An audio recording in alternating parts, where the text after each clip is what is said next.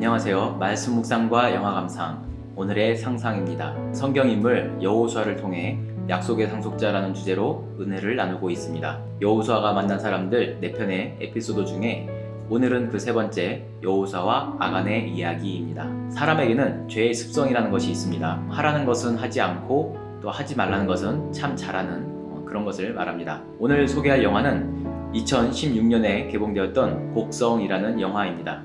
영화 포스터를 보면 감독이 절대 현혹되지 마라 라고 그렇게 카피를 써놨는데 분명 감독은 이 영화를 해석하지 말라고 합니다. 이 영화는 그저 사람들의 의심에 대한 이야기를 하는 것이라서 해석을 하면 할수록 수렁에 빠지게 되는 것이죠. 그런데 유튜브에 많은 영화 리뷰어들이 이 영화를 해석해 놓았습니다. 좀 영화를 볼 줄 안다는 사람들은 이 곡성이라는 영화 그 곳곳에 수없이 많이 깔려있는 그런 메타포들을 해석하려고 하는 그런 습성들이 있는데, 그래서 감독은 또 다른 포스터에 이렇게 카피를 써놨습니다. 미끼를 물었다. 감독의 의도대로 그들은 모두 미끼를 문 것입니다. 자, 영화의 내용은 이렇습니다.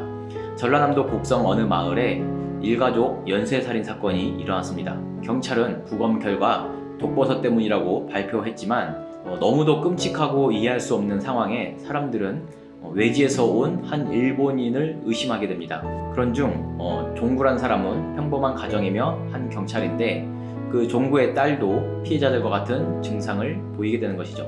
우리 함께 영화의 주요 장면을 보도록 하겠습니다.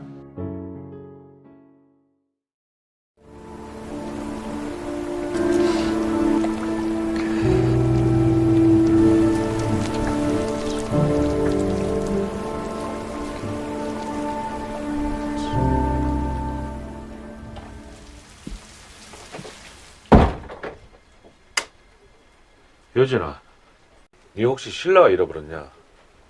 아니? 뭔 소리야? 그럼 이건 뭐야? 내 거 아닌데? 이거 니 글씨 아니야? 내 거 아니라고. 니 동네에 일본 사람 사는 거 알지? 아버지 경찰이여. 거짓말하면 다 알아. 니 그 사람 만난 적 있지?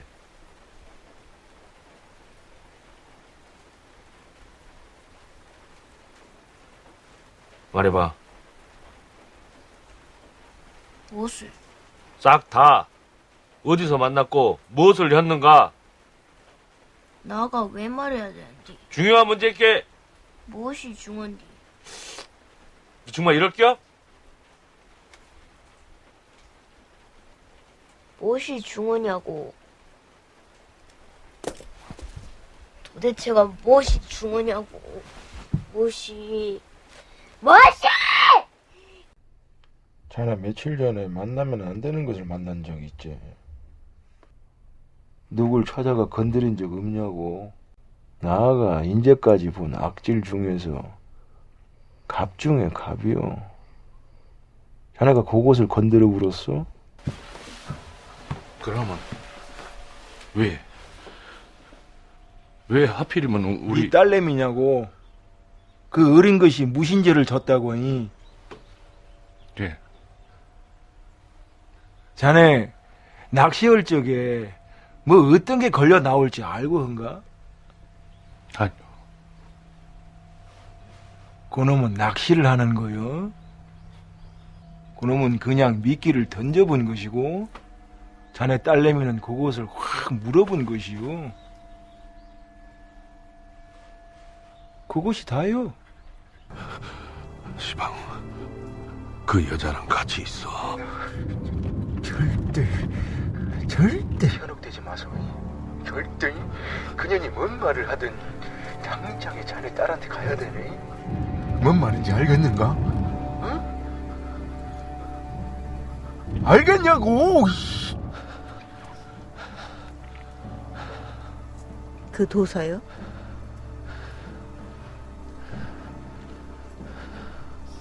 그놈 말 믿지 말어. 그놈도 한패요.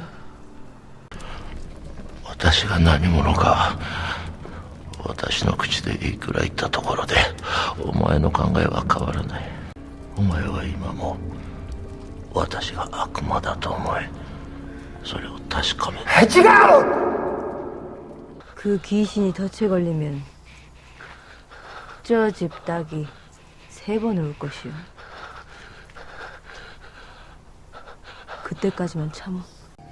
내 딸이 먼저 아파갖고 그런 것이지. 그것이 어떻게? 그것이 어떻게? 이제 한 번 남았어요.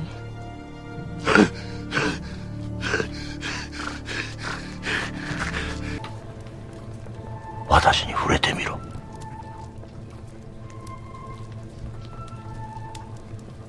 유레니와肉と骨がないが、お前が見る通り、私には肉も骨もある。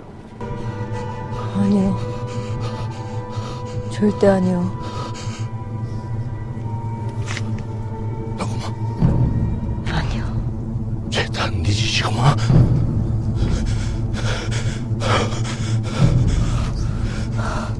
그러지 마라. 유준아. 그러지 마라.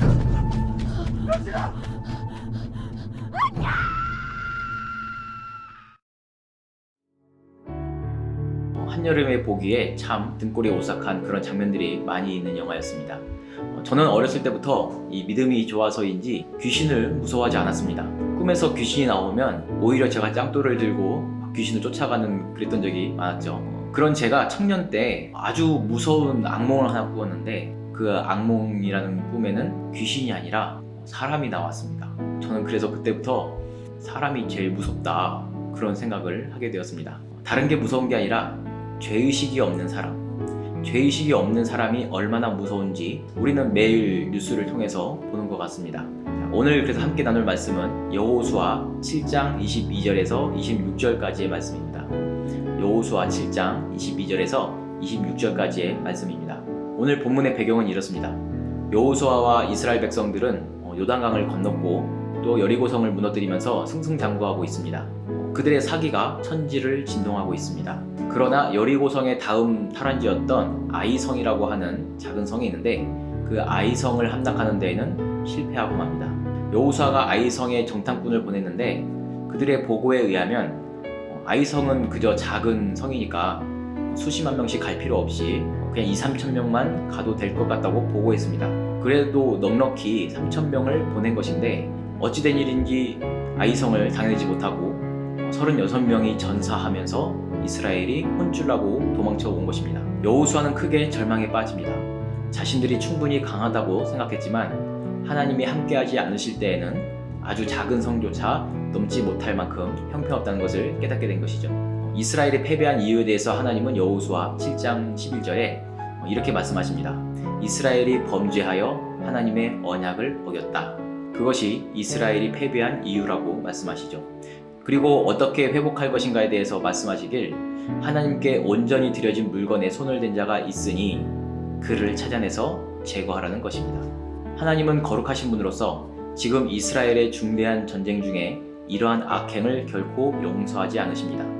군대에서 흔히 겪어봤던 연대 책임이라는 것인데 한 사람의 잘못으로 부대 전체가 얼차려를 받는 그런 것과 같습니다. 그러나 이 상황은 단지 얼차려를 받는 것으로 될 일이 아니라 완전히 죄의 싹을 제거해서 2번 다시 같은 실수를 하지 않도록 하는 데 있습니다. 한 사람의 죄 때문에 수십 명의 생명을 잃었기 때문입니다. 여호수아는 문제의 정밀 검사를 실시합니다. 과연 누가 하나님의 것을 훔쳤는지 이스라엘의 지파들을 모아서 제비뽑기를 했습니다. 제비뽑기라는 것은 현대 사회에서는 전혀 맞지 않는 방식이지만 이게 고대 사회에서는 가장 널리 통용되던 가장 합리적인 방법이었다고 합니다.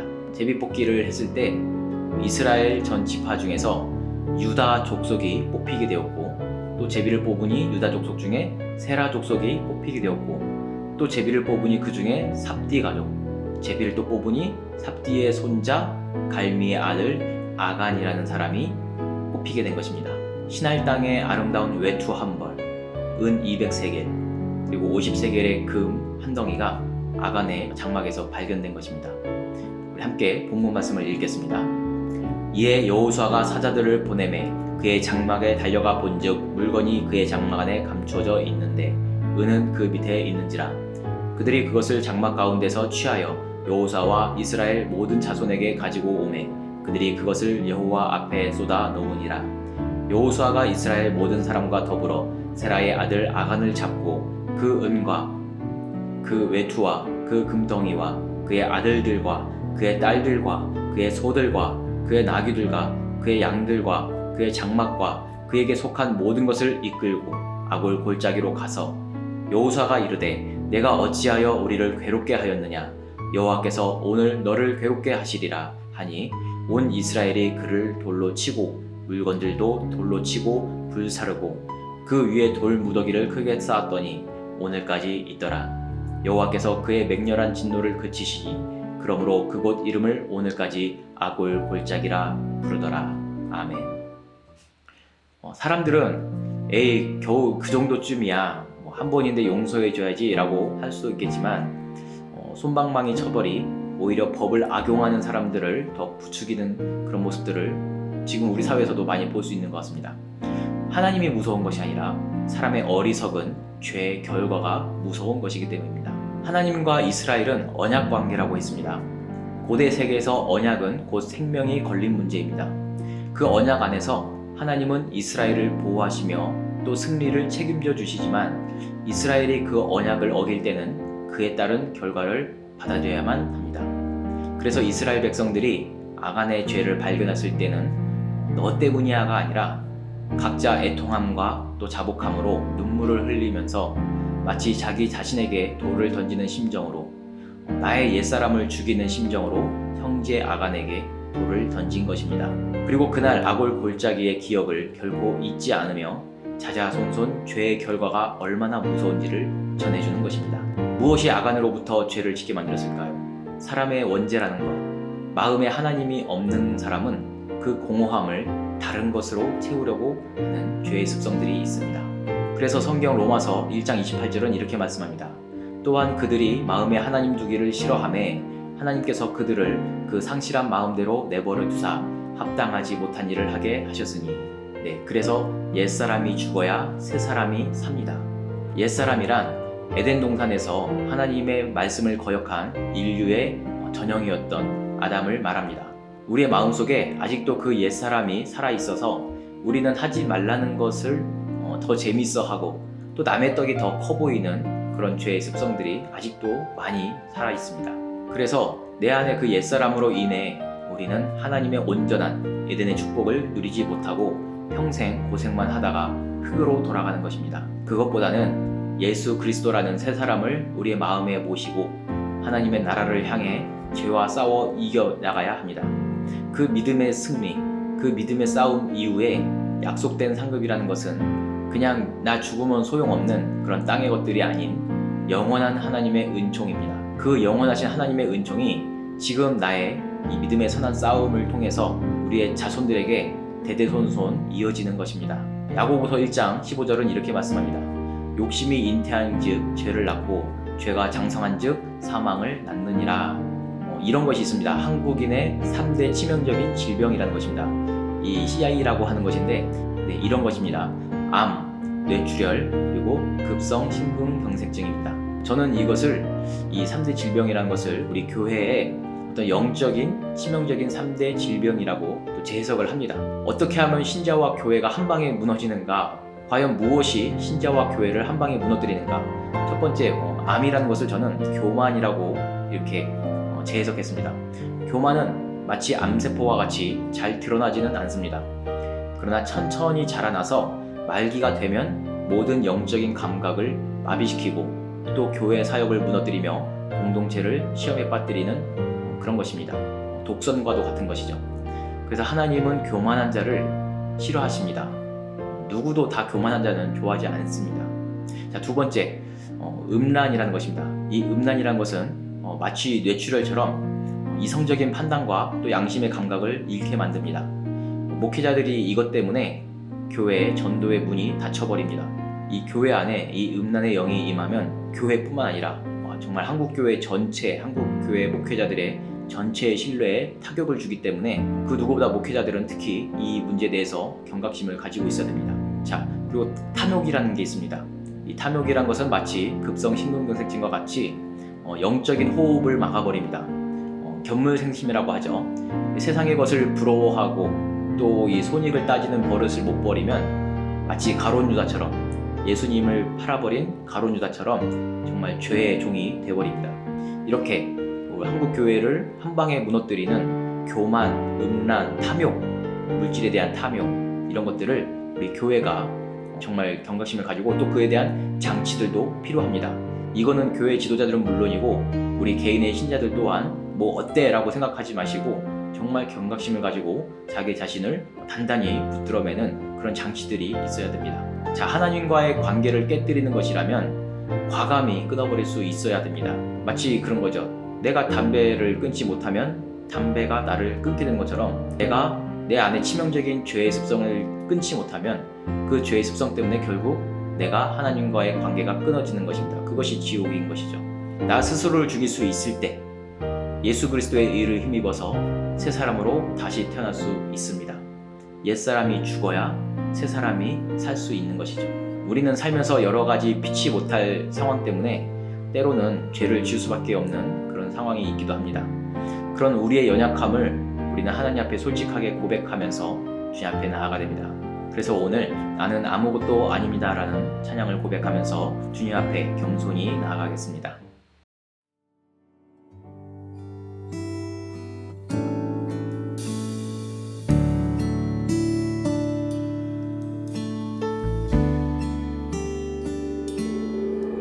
나는 아무것도 아닙니다. 주님의 사랑이 없으면 나는 아무것도 모릅니다. 주님의 지혜가 없으면 나는 아무것도 못합니다. 주님의 능력이 없으면 나는 한순간도 못 삽니다. 주님의 생명이 없으면 이제 내가 사는 것 아니요, 그리스도 내 안에 사시니 오직 그의 생명이 나의 생명, 나의 모든 날들도 주의 것. 이제 내가 사는 것 아니요, 그리스도 내 안에 사시니 오직 그의 생명이 나의 생명, 나의 모든 날들도 주의 것.